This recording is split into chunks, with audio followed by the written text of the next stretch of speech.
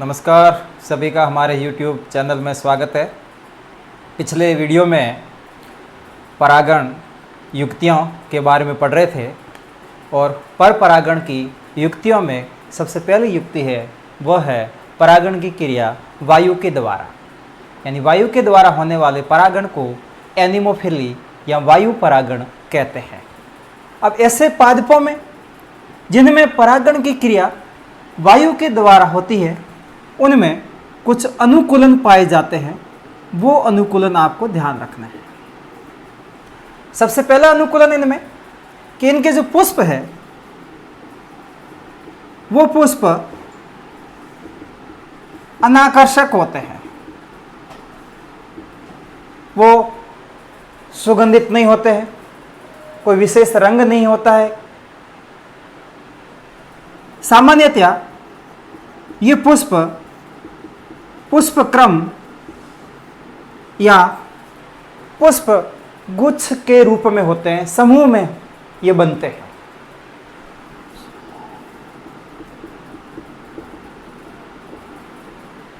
दूसरा अनुकूलन इनका, इन पादपों में जो परागकण है वो परागकण बहुत ज़्यादा संख्या में बनते हैं। क्यों? क्योंकि परागण की क्रिया वायु के द्वारा होती है, वायु उन परागकणों को उड़ा करके ले जा रही है, तो जरूरी नहीं कि वो परागकण उसी पादप जाति की वर्तिकाग्र पर जाकर के गिरे। बहुत ज़्यादा संख्या में बनेंगे तो कोई तो ऐसा परागकण होगा जो उस जाति के पादप की वर्तिकाग्र पर जाकर के गिरेगा। इसलिए इनमें परागकण बहुत अधिक संख्या में यानी असंख्य होते हैं। परागकण छोटे होते हैं, परागकण हल्के होते हैं, परागकण चिकने होते हैं, परागकण शुष्क होते हैं, यानी स्मॉल, लाइट वेटेड, स्मूथ और ड्राई प्रकार के परागकण इनके होते हैं। अगली विशेषता, इनके जो परागकोश है, सामान्यतया इनके परागकोश वर्सेटाइल, जिसको कहते हैं मुक्त डोली प्रकार के, यानी ये इसका परागकोश है तो इसकी पृष्ठ सतह पर केवल एक ही बिंदु पर, एक ही पॉइंट पर यह फिलामेंट जुड़ता है, जिससे परागकोश आसानी से वायु के झोंकों के साथ इधर उधर हिलता रहता है और परागकणों को हवा में मिलाता रहता है। अगली विशेषता इनकी स्टिग्मा या वर्तिकाग्र की, तो इनकी स्टिग्मा की विशेषता, स्टिग्मा या तो फिदरी होती है यानी पक्षवत, या फिर इनकी स्टिग्मा ब्रश के जैसी होती है, ब्रशनुमा होती है, जिससे वो आसानी से वायु में उड़ते हुए परागकणों को अंदर ग्रहण कर सके। तो पुष्प अनाकर्षक, पुष्प गुच्छ के रूप में, परागकण असंख्य, छोटे, हल्के, चिकने, शुष्क, परागकोश मुक्त डोली प्रकार के, वर्तिकाग्र पक्षवत या ब्रश के जैसी होती है। ये सामान्यतया अनुकूलन पाए जाते हैं एनिमोफिलस प्लांट के अंदर, वायु परागित पुष्पों में ये अनुकूलन है। अब इसका एक उदाहरण आपको ध्यान रखना है, कई बार पूछा जाता है मक्का या मेज जिसको अपन कह रहे हैं, तो मक्के में परागण की क्रिया कैसे होती है वो संक्षेप में एक बार देख लेना। मेज या मक्का जिसको कह रहे हैं, आपको पता है कि मक्का है वो मोनोसियस या हिंदी में इसको कहते हैं द्विलिंगाश्री पादप है, परंतु इनके पुष्प यूनिसेक्सुअल होते हैं, यूनिसेक्सुअल फ्लावर है इनमें, यानी एक लिंगी पुष्प है इनमें। नर पुष्प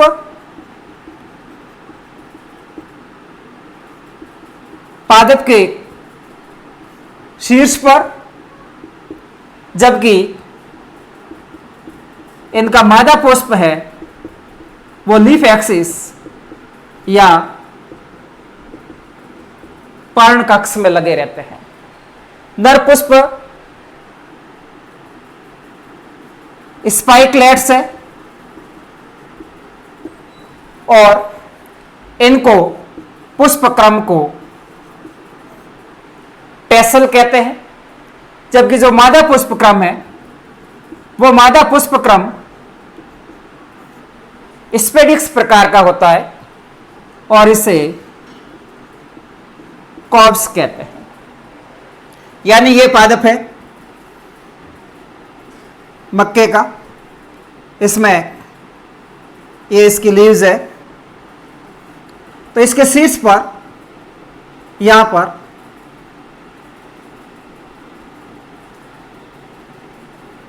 नर पुष्प लगे हुए रहेंगे,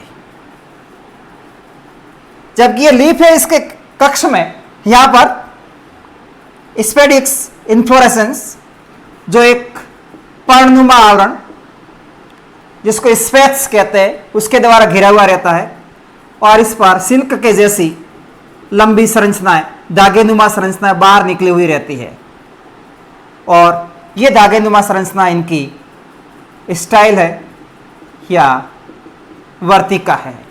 तो ये पुष्प क्रम पूरा स्पेडिक्स कहलाएगा।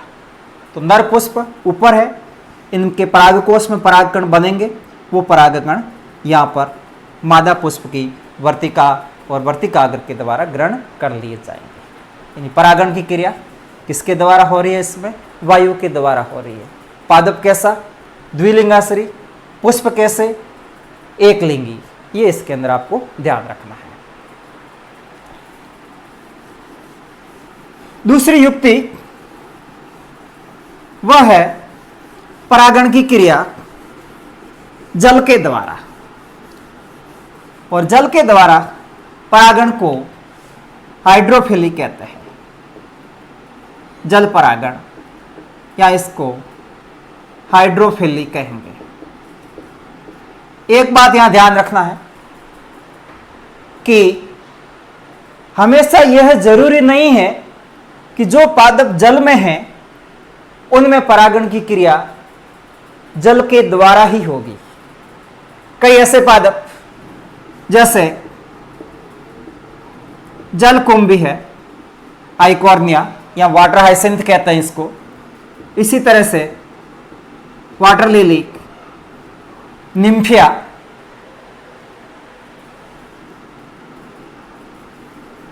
वाटर लिली या निम्फिया, इनमें परागण की क्रिया वायु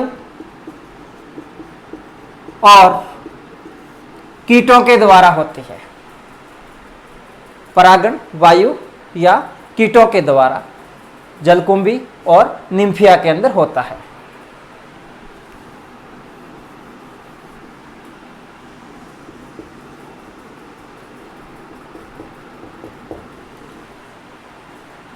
अब इसमें आपको बताया था कि परागण की क्रिया जल की सतह पर हो रही है या परागण की क्रिया जल सतह से नीचे हो रही है। यानी अधिजल है, इसको इप हाइड्रोफिलिक कहेंगे, या फिर अधोजल परागण, इसको हिप हाइड्रोफिलिक कहेंगे। परागण की क्रिया जल की सतह पर हिप हाइड्रोफिली, परागण की क्रिया जल सतह से नीचे हिप हाइड्रोफिली कहलाएगी। उदाहरण ध्यान रखना, इसमें एक उदाहरण है वेलिसनेरिया। वेलिसनेरिया वेलिसनेरिया, और इसका उदाहरण ध्यान रखना जोस्टेरा। तो वेलिसनेरिया में क्या होगा कि ये प्लांट जिनकी पत्तियां लंबी फीतेनुमा होती है, ये पादप जल निमग्न पादप है, जल सतह के अंदर यह वृद्धि करता है, पत्तियां लंबी और फीतेनुमा, और इसमें मादा पुष्प की विशेषता ध्यान रखना कि इनका मादा पुष्प है, उनका पुष्प वृंत कॉइल्ड या सर्पिल रूप से कुंडलित रहता है, और इसके ऊपर ये इसका मादा पुष्प है। ये सब जल सतह से नीचे है। नर पुष्प की विशेषता, नर पुष्प के अंदर आप ध्यान रखना कि इसमें 2 एंथर होते हैं और इसमें 3 सेपल होते हैं, 3 सेपल और 2 एंथर। परागण के समय क्या होगा कि नर पुष्प पादप से मुक्त होंगे, डिटेच्ड होंगे, और जल धाराओं में निष्क्रिय रूप से बहते हुए संयोगात्मक रूप से मादा पुष्प तक पहुंचते हैं। अब यहां क्या होगा कि जब परागण की क्रिया होती है उस समय जो मादा पुष्प है उसके वृंत के कुंडलन खुलते हैं, और कुंडलन खुलेंगे तो इन कुंडलनों के खुलने से मादा पुष्प है वो जल की सतह पर आ जाता है, और इस समय ये नर पुष्प संयोगात्मक रूप से यहाँ पहुँच करके इस मादा पुष्प को परागित करते हैं, और परागण के बाद वापस मादा पुष्प है वो जल सतह से नीचे इस कुंडलित होने से इस वृंत के वापस चला जाता है। तो ये क्रिया वेलिसनेरिया के अंदर परागण की है। इसी तरह से जो जोस्टेरा है इसमें जल सतह से नीचे परागण होता है। तो इसमें क्या होगा कि जो परागकण है, जो पॉलन्स है, वो पॉलन्स लंबे और फीते के जैसे होते हैं, परागकण लंबे और फीतेनुमा। अब इन परागकणों की विशेषता ध्यान रखना कि इन परागकणों की स्पेसिफिक ग्रेविटी यानी विशिष्ट गुरुत्व समुद्री जल के समान होता है। तो ये परागकण परागकों से पृथक होंगे और जल सतह के अंदर ही तैरते हुए संयोगात्मक रूप से मादा पुष्प तक पहुंचेंगे और मादा पुष्प को परागित करेंगे। तो 2 उदाहरण ध्यान रखना, वेलिसनेरिया के अंदर जल की सतह पर यानी हाइड्रोफिली, जोस्टेरा में जल सतह से नीचे यानी हिप हाइड्रोफिली की क्रिया संपन्न होती है। अब आगे तीसरा इसके अंदर वह है ऑर्निथोफिली या परागण की क्रिया पक्षियों के द्वारा, ऑर्निथोफिली। तो पक्षी परागण में क्या विशेषता है कि पुष्प बड़े, पुष्प आकर्षक और पुष्प है वो मकरंद युक्त होंगे। पुष्प में जो दलपुंज है वो ट्यूब्यूलर यानी नलिकाकार या फिर कप शेप्ड, प्यालेनुमा या फिर वो घड़े के जैसा अर्न शेप्ड होता है। अगली विशेषता इसमें ध्यान रखना, पक्षी परागण कब करेंगे? जब उसको खाने की कोई सामग्री वहां पर मिले। और खाने की सामग्री यहां पर क्या है? मकरंद। तो मकरंद को ग्रहण करने के लिए इनकी चोंच आसानी से उस पुष्प के अंदर तक पहुंच जाए, इसलिए यह विशेषता है कि दलपुंज या तो नलिका का जैसा या प्याले नुमा या घड़े के आकार का होता है। और ये परागण की क्रिया मुख्य रूप से जैसे गुंजन पक्षी, जिसको हमिंग बर्ड कहते हैं, इसी तरह से शक्करखोरा, इसको सन बर्ड कहते हैं। ये पक्षी कुछ उदाहरण है जो परागण की क्रिया को संपन्न करते हैं। उदाहरण इसमें स्टेरिलिटी जिया, इसी तरह से ब्यूटिया, मोनोस्पर्मा, बॉम्बैक्स, कैलिस्टेमोन,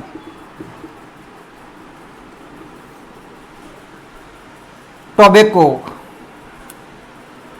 ये ऐसे उदाहरण हैं जिनमें परागण की क्रिया पक्षियों के द्वारा संपन्न होती है।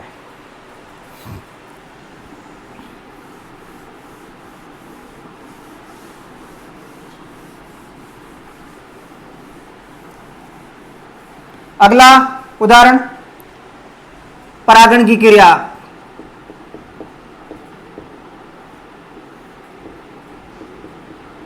चमगादड़ के द्वारा, कैरेप्टेरोफिली,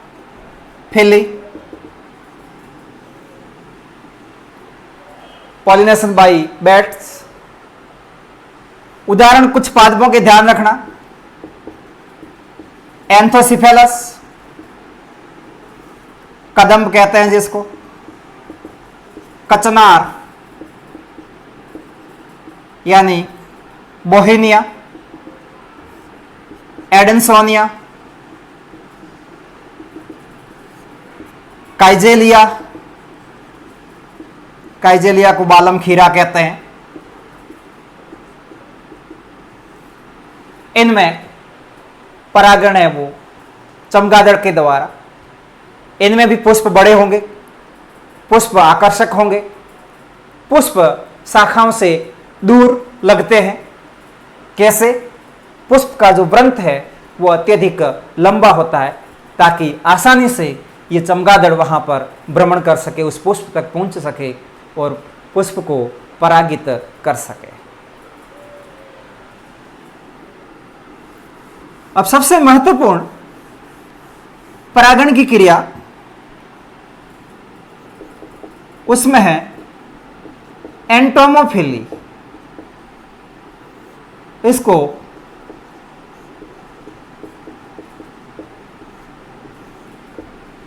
कीट परागण कहते हैं।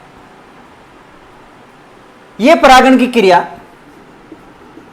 बीज, फ्लाइज, वेस्प्स, मॉथ्स या बीटल्स यानी मधुमक्खियां हैं, तितलियां हैं, भौरे हैं, भृंग है, मॉथ है, इनके द्वारा परागण की क्रिया संपन्न होगी। और इन सभी में मधुमक्खियों के द्वारा 80% परागण की क्रिया संपन्न होती है। तो कीट परागण में भी सबसे ज्यादा परागण है वो किसके द्वारा किया जाता है? वह परागण मधुमक्खियों के द्वारा किया जाता है। तो ऐसे पुष्पों की विशेषता या ऐसे पुष्पों के आप अनुकूलन ध्यान रखना है। पुष्प दो प्रकार के होते हैं, या तो पुष्प डायर्नल होंगे या फिर पुष्प नॉक्टर्नल होंगे, यानी पुष्प या तो दिन में खिलने वाले, या फिर जैसे मोथ के द्वारा परागण की क्रिया हो रही है तो वहां पुष्प नॉक्टर्नल होते हैं, यानी पुष्प है वो रात्रि में खिलते हैं। दिन में खिलने वाले डायर्नल, रात्रि में खिलने वाले नॉक्टर्नल हो गए। पुष्प रंगीन होंगे, पुष्प आकर्षक होंगे, पुष्प सुगंधित होंगे, पुष्प मकरंद युक्त होंगे। इनकी वर्तिकाग्र स्टिकी होगी, इनकी वर्तिकाग्र चिपचिपी होगी, ताकि आसानी से वो परागकण जो किसी भी कीट की सतह पर चिपके हुए हैं वो परागकण वर्तिकाग्र से चिपक जाए। अब इसमें आपको 2-3 उदाहरण जरूर ध्यान रखना है। एग्जाम में यहाँ से कई बार प्रश्न पूछा जाता है कीट परागण से संबंधित, तो वो उदाहरण अपन यहाँ ले रहे हैं। परंतु उससे पहले आपको ध्यान रखना कि जो पॉलिनेटर्स है, जिसको परागण कर्ता कहते हैं, वो परागण की क्रिया क्यों करेगा इनमें? परागण के बदले उनको पारितोषिक के रूप में या तो अंडे देने की जगह मिल रही है या फिर उनको खाने के लिए मकरंद मिल रहा है, तभी वो कीट है वो उस पुष्प के पास पहुंचेगा और पुष्प को परागित करेगा। यानी जो पॉलिनेटर्स है और जो पुष्प है उनमें सहजीविता और कोइवोल्यूशन यानी सह विकास की प्रवृत्ति पाई जाती है। यानी दोनों एक दूसरे पर निर्भर है, दोनों का इवोल्यूशन साथ साथ होता है, विकास साथ साथ होता है। अगर पुष्प की संरचना में कोई परिवर्तन होता है तो उसके साथ ही वो परागणकर्ता भी अपनी संरचना में परिवर्तन कर लेता है। परंतु कई ऐसे पॉलिनेटर्स जिसको नहीं कहते हैं, वो मकरंद दस्यु है। दस्यु का मतलब मकरंद चुराने वाले हैं। वो मकरंद तो चुरा लेते हैं परंतु उसके बदले में परागण की क्रिया नहीं करते हैं। और इसमें एक एक उदाहरण अपन यहां पर समझ रहे हैं। तो सबसे पहला उदाहरण यहां ले रहे हैं, आप सब परिचित है, वह है जैसे अंजीर। इसमें जो पुष्प क्रम है वह आइपेंथोडियम प्रकार का है। आइपेंथोडियम का मतलब इसका पुष्प क्रम एक घड़े की आकृति का होता है, जिसके शीर्ष पर ऑस्टियोल या छिद्र होता है और इसकी सतह पर 3 प्रकार के पुष्प पाए जाते हैं। एक है मेल फ्लावर, दूसरा फर्टाइल फीमेल फ्लावर और तीसरा है स्टेराइल फीमेल फ्लावर। जननक्षम मादा पुष्प और बंध्य मादा पुष्प, और इन बंध्य मादा पुष्पों को गाल फ्लावर कहते हैं। नर पुष्प इसके शीर्ष के पास में रहते हैं। यहां पर मादा पुष्प कौन से फर्टाइल वाले, बाकी सरफेस पर ये गाल फ्लावर यानी स्टेराइल फीमेल फ्लावर होता है।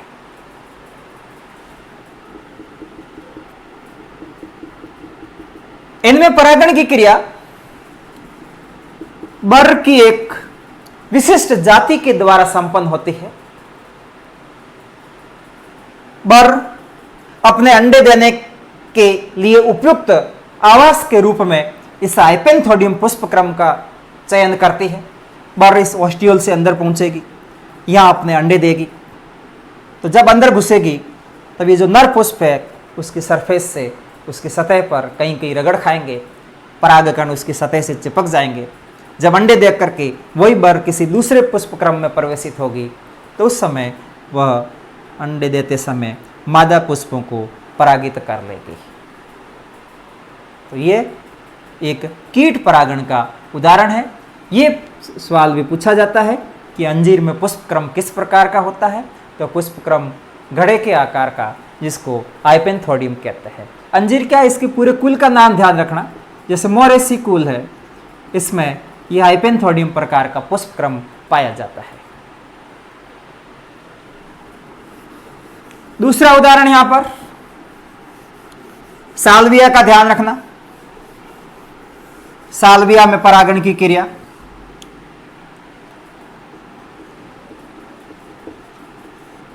Pollination in Salvia.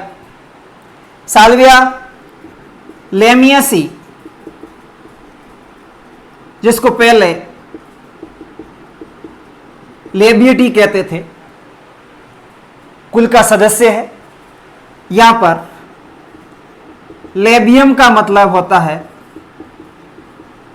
ओस्ट, यानी इनका पुष्प है वो बाइलेबिएट या पुष्प द्विओष्ठी होता है। अब ध्यान से देखोगे तो इसमें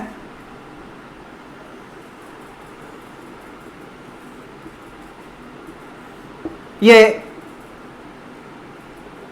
इसका पुष्प का लोअर लीप और ये इसका पुष्प का अपर लीप है। दो लीप एक दूसरे से अलग अलग है। इसमें जो स्टेमन है, जिनको पुंकेसर कहते हैं, इनकी संख्या 2 होती है। इनके पूतंतु छोटे होते हैं। पुंकेसर एपिपेटलस या दल लग्न होते हैं। इनके परागकोश में 2 पालियां होती है, जिसमें एक पाली बंध है और एक पाली है वो जननक्षम होती है। पहले तो ये इसका ओरी वाला पोर्शन हो गया, ये इसकी स्टाइल स्टिग्मा वाला भाग। यहां पर इस दल के साथ पुंकेसर लगेगा। योजी के या कनेक्टिव के लंबे होने से दोनों पालियां एक दूसरे से अलग हो जाती है।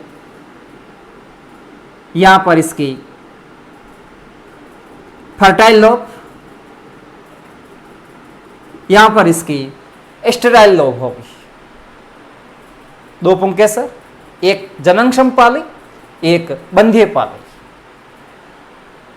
बंध्य पाली ये अंदर इसकी कैविटी, यहां पर इसका मकरंद भरा हुआ रहता है। इस स्थान पर नेक्टर भरा हुआ रहता है।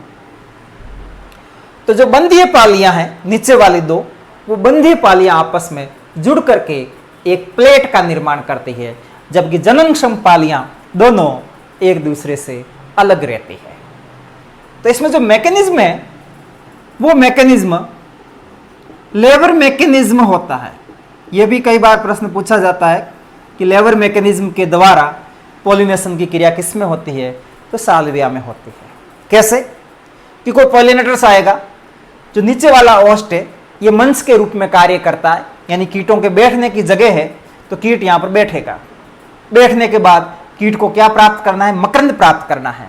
तो कीट यहां से आएगा और इस बंध्य पालियों से बनी हुई प्लेट से उसका शीर्ष टकराएगा और टकराएगा शीर्ष, तो ये भाग ऊपर जाएगा और उस समय ये जो फर्टाइल लोब्स है वो उसके पीठ पर टकराएगी।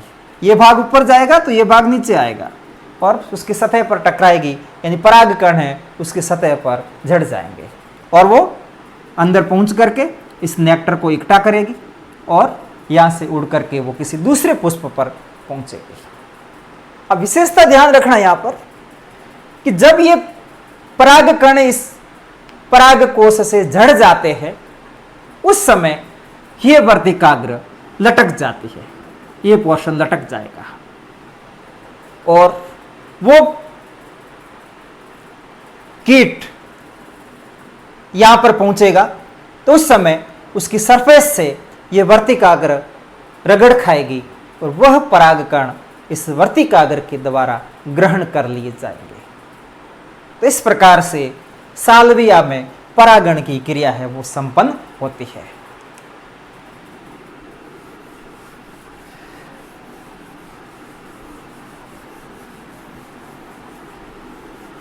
एक उदाहरण यहां ध्यान रखना, फ्लाई ट्रैप मैकेनिज्म, ये नाम ही आपको यहां ध्यान रखना है, कई बार ऑब्जेक्टिव आ सकता है। एरिस्टोलोकिया के अंदर ये मैकेनिज्म होता है और थोड़े टाइम पहले आपको बताया हाइपेंथोडियम वाला ट्रैपडूर मैकेनिज्म। तो ट्रैपडूर मैकेनिज्म किसमें? हाइपेंथोडियम में। लेबर मैकेनिज्म साल्विया वाला और फ्लाई ट्रैप मैकेनिज्म एरिस्टोलोकिया का आपको ध्यान रखना है। फिर आगे दो उदाहरण और, एक आपको ध्यान रखना है ऑफ्रिस, ये एक भूमध्य सागरीय ऑर्किड है, मेडिटेरियन ऑर्किड है। भूमध्य सागरीय ऑर्किड ऑफ्रिस, इसमें परागण की क्रिया एक मक्षिका जिसको कहते हैं कोल्पा के द्वारा संपन्न होती है। ये एक मक्षिका है, ये संपन्न करता है। इसमें क्या विशेषता होती है कि इस ऑर्किड का जो पुष्प है, उस पुष्प की एक पंखुड़ी या उस पुष्प का एक दल है, वो संरचना यानी आकृति आकार में मादा मक्षिका के समान हो जाता है। जो कोल्पा है इसकी फीमेल बीज के जैसा एक दल हो जाता है। तो ये नर मक्षिका इस दल को मादा मक्षिका समझ करके उसके ऊपर जाकर के बैठता है, परंतु वास्तव में वह क्या है? मादा मक्षिका नहीं है। तो जब उस पुष्प पर वो बैठेगा उस समय उस पुष्प के परागकण नर मक्षिका की सतह पर चिपक जाएंगे। यानी यहां पर पुष्प है वो लैंगिक कपटता, सेक्सुअल डिसीट का सहारा ले रहा है।